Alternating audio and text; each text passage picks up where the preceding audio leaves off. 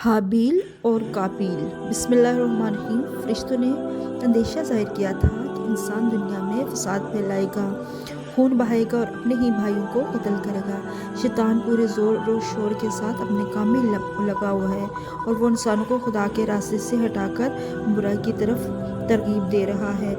हज़रत आदम अलैहिस्सलाम के दो बेटे हाबील और काबील थे। हाबील छोटे थे और इनमें अंबिया की तमाम सिफात मौजूद थी, जबकि काबील नहायत सरकश, बदसन और मुश्तिल मिजाज था।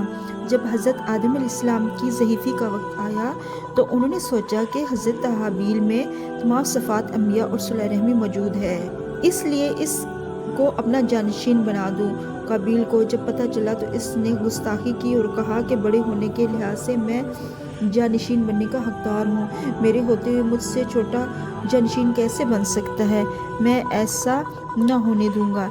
इसकी औलाद मेरी औलाद को ताना देगी कि तुम्हारा बाप नाअहल था, इसलिए हमारा बाप छोटा होने के बावजूद जानशीन बनाया गया। हज़रत आदम अलैहिस्सलाम ने कहा कि ये खुदा की मर्ज़ी है। हज़रत आदम ने इनसे कहा कि दोनों खुदा के हुजूर में एक एक दुम्बा जानवर ज़बह करके पहाड़ पर रखा है, जिसकी कुर्बानी को आग खा ले इसकी कुर्बानी कबूल होगी और वही जानशीन बनाया जाएगा। कहते हैं कि इस ज़माने में तरीका था कि जिसकी कुर्बानी अल्लाह कबूल करता है इसको आसमान से आग का एक शोला आकर जलाकर दिया करता था। चुनाचे हाबील की कुर्बानी अल्लाह ने मंजूर कर ली और इनके ज़बी को आग ने खा लिया। काबील ने इस फैसले को अपनाने से इनकार किया। इसको गुस्सा आ गया, इसने अपने भाई हाबील को मार दिया।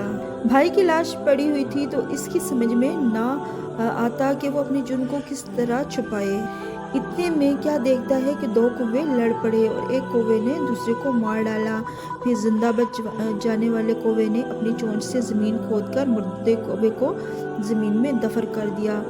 हाबील का कत्ल ये पहला खून था जो इंसान ने इंसान का ज़मीन पे किया। कहते हैं कि अब जो कत्ल होता है इसका गुनाह काबील को भी होता है। ज़ाहिर है जो किसी बुराई को जन्म देगा, जब तक वो बुराई बाकी रहेगी, पहल करने वाले को भी इसकी सज़ा मिलती रहेगी।